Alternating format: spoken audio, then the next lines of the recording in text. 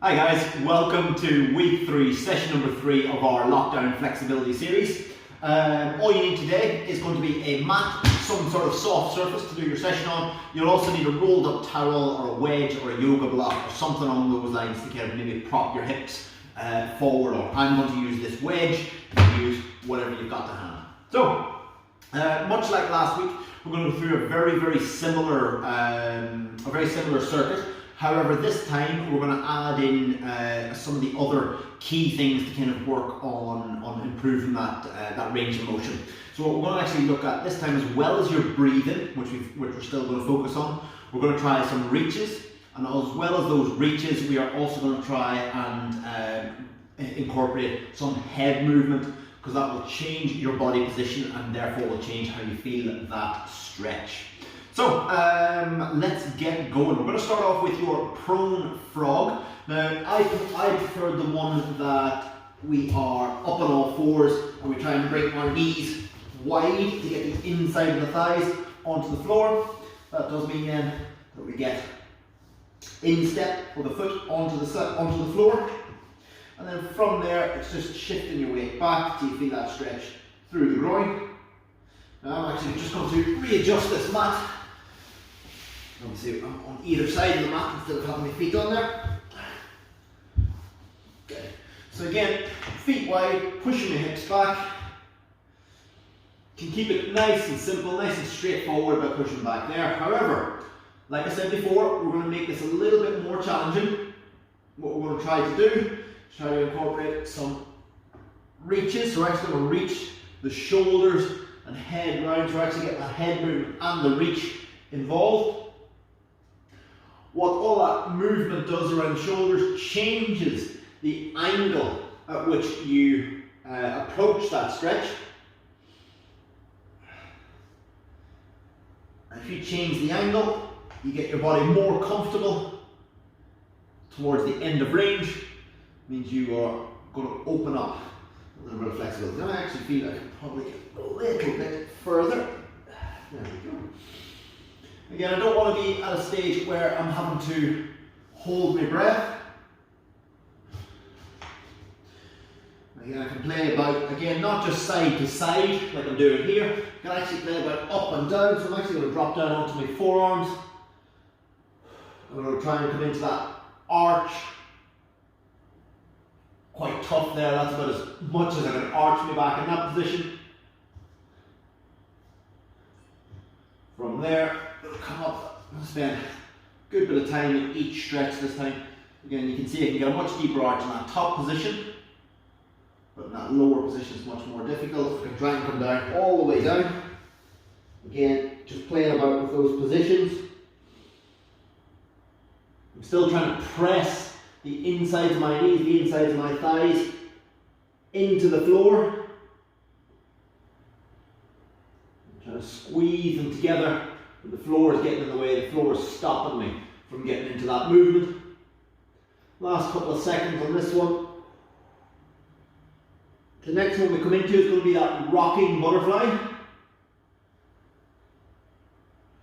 And again, I'm going to use that wedge underneath my hips. You don't have to use that. And relax. So, I'm going to use the wedge underneath my hips to tilt my hips forward, or help me tilt my hips forward. I'm going to bring heels in as close to my bum as I can. I'm going to take the sides of my feet. I'm going to push my knees down towards the floor. I'm just going to rock right and left. Now, as well as that rock right and left, I'm also going to try and roll my hips forward and roll my hips back. So I'm actually going to actively roll my hips. It's a really small movement. I'll do a couple here, and I'll also try and show you from the side. Again, I've got that wedge underneath my feet, heels in close, knees down at the side. I'm just trying to create that rock, that position. But also, as well as side to side, I'm also trying to pull forward and then sink back into it. So I'm actually pulling forward as I lift my chest. That's actually drawing my lower back forward. My lower back is then pulling my hips into more of an anterior tilt. Again, just actively pushing my knees down. I can add in a bit of a reach to this one just by coming in and forward and coming into circles. But again, I'm just getting comfortable as I can in that butterfly position.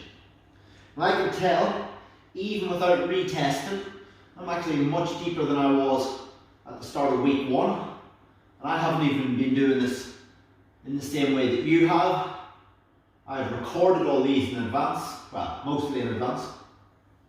So I'm only about 2 weeks in. I can actually see an improvement already. Good though.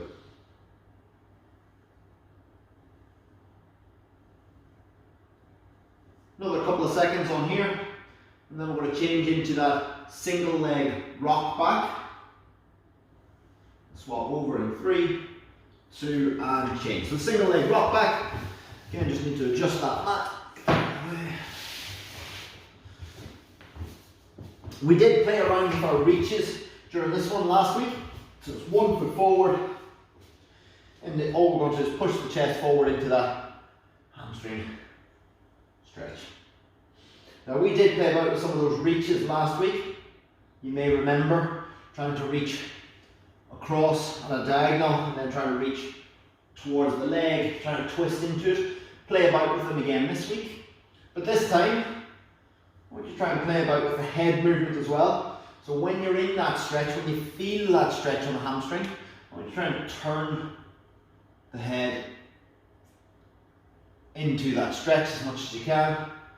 Play about those positions, head up, head down. We'll change how that stretch feels. Again, you can do that even while you're reaching. So again, I'm going to reach at that diagonal, pushing the hips out to the side, trying to create a twist. Allows me to sink that a little bit lower. Each time I posture up, push the hip forward, so you get a little bit of a stretch on that hip flexor on the left side as well.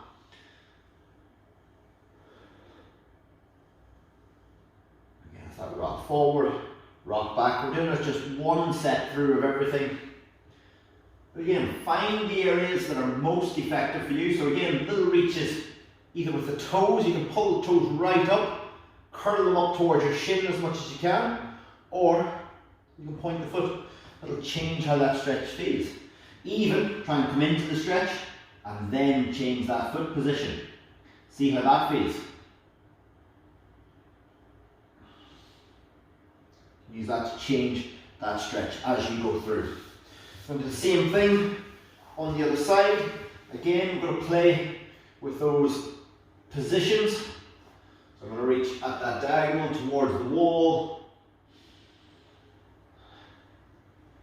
So the goal in this one now is just to try and spend roughly the same amount of time stretching that we did last week, but we're trying to spend more time towards the end of range.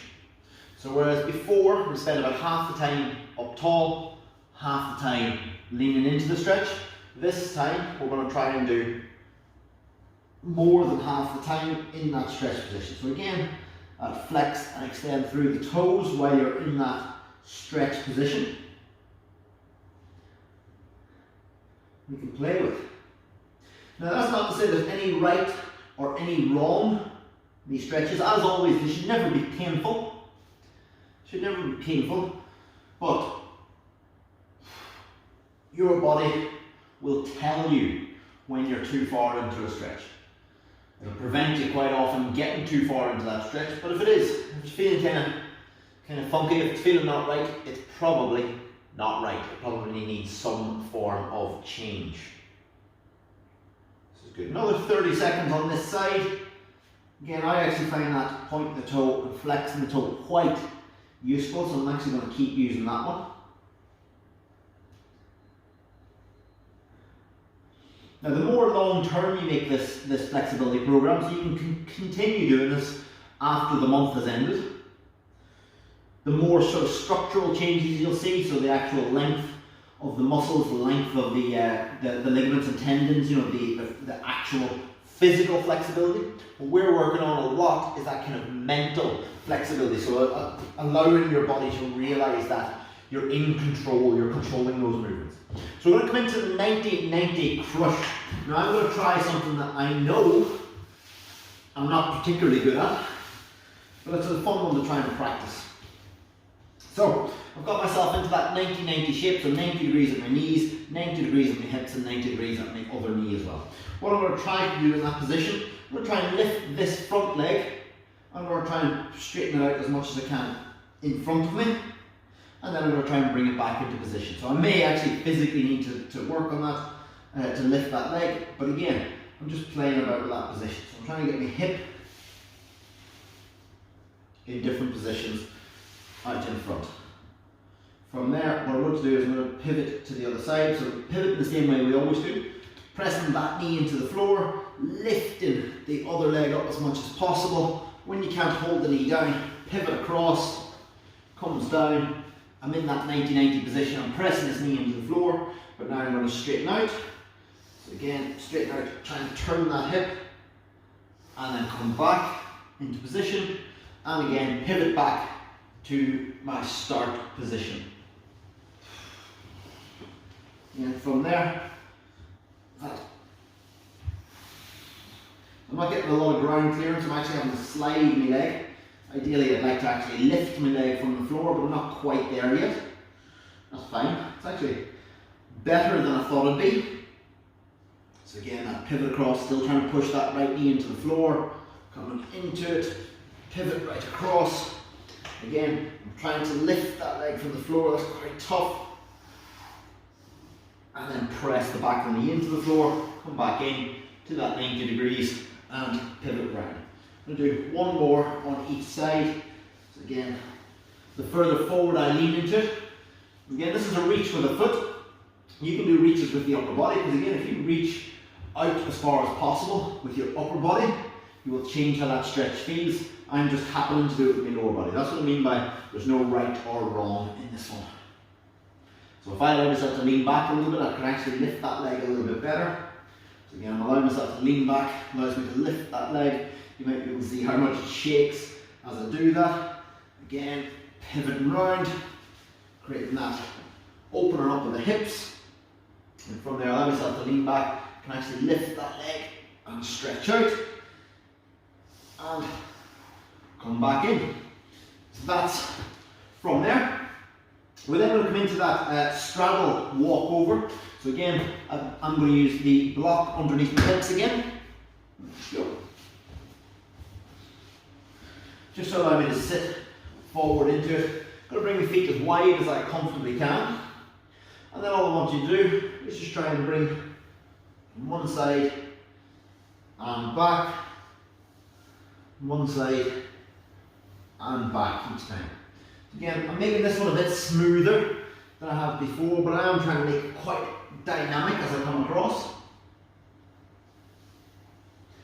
Again, I'm just reaching up and down. Now, I'm also going to try a few different reaches, so I'm going to try and hold out. I'm going to try and look to my left as I come across, and then on my way back I'm going to try and look to my right. Again, those stretches, just the change of that head position will change how they feel. Again, difficult to see because I'm wearing a hoodie at the moment, but try and tilt the hips forward into that anterior tilt, and then see how much further you can reach into it. Again, you can use one foot as an anchor. Now, as you can see here, I've got hold of my right foot with my right hand. I'm just going to reach over the top with my left, come back down, and then back over the top.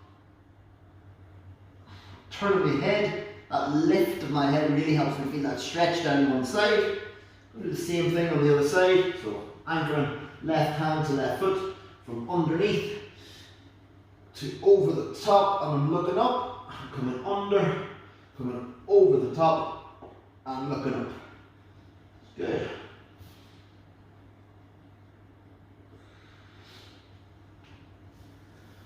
Good. Now, the last one is our wide mountain climber, but I'm going to use the half pigeon pose today. So we're going to play about in that position. If you prefer the mountain climber that we did last week, you can do that instead. but you still incorporate the same thing. So we're going to slide that knee forward, we're going to try and turn that foot across and reach that foot out behind us as far as possible. Now in that position, what I'm going to try and do is I'm just going to try and rock my hips into a deeper position. So just that rock slightly right and backwards, forward and left, just tilting my hips bit by bit. I'm going to try and come down into a slightly tighter position. Same thing. And now for that, the head movements don't have a huge amount of effect for me in this one, so I'm going to try the reaches instead. So I'm actually going to try and bring my body weight to the inside. And that really increases that external rotation. I'm going to try and bring it to the outside. So how does that feel? So that's quite nice. For me, that's quite nice for my lower back. You might feel the same, you might feel it feels better being on the inside of that stretch. Again, I'm going to swap sides. I'm swapping a little bit quicker. Reason being, I'm going to do the wide mountain climber as well. So again, feels a bit looser on the side, so I'm going to come straight down onto my forearms. Yeah, I'm just doing that little rock. This time, back and left, forward and right. And again, just that walk round, walking the elbows round. So there, I'm not going to spend an awful lot of time in there for that. There we go, I'll ease off that one a little bit. That one makes my knee feel a little bit iffy. So I'm easing off out of it. Feels okay for you, stick with it. From there, I'm going to try to the outside. So again, for me, that's quite nice on the lower back.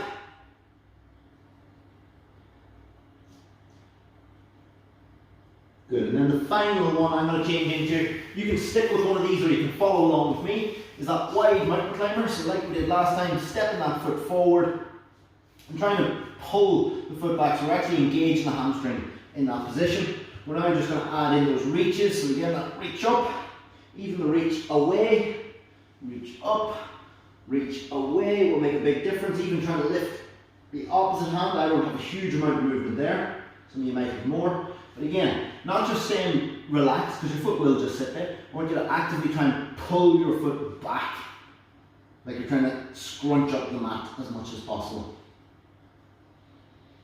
Just not going to spend a huge amount of time on this one because I've already done the other one. I'm going to swap over in 5, 4, 3, 2, 1, and change. So again, step back, step forward, and this time, once I'm in position, pulling that foot, my right foot backwards, trying to drive it back, trying to slide it back. And now I'm going to add in those reaches. So reaching up and reaching away, reaching up and reaching away each time. So again, just playing about that, trying to lift the other hand, twist into it, twist back, still breathing throughout. Now hopefully, you guys have started to learn some of the tools, some of the tips, some of the tricks you can work on for flexibility, for your own flexibility. You can start to apply them more consistently throughout your own training. Just going to finish that off in 3, 2, 1, and relax. So, what we're becoming is more familiar with the end of range on each exercise. So we're trying to make each exercise more effective and getting yourself more comfortable at the end of range, because that's what's going to build up your overall levels of flexibility. If you have any questions, any queries, get them in the comments below.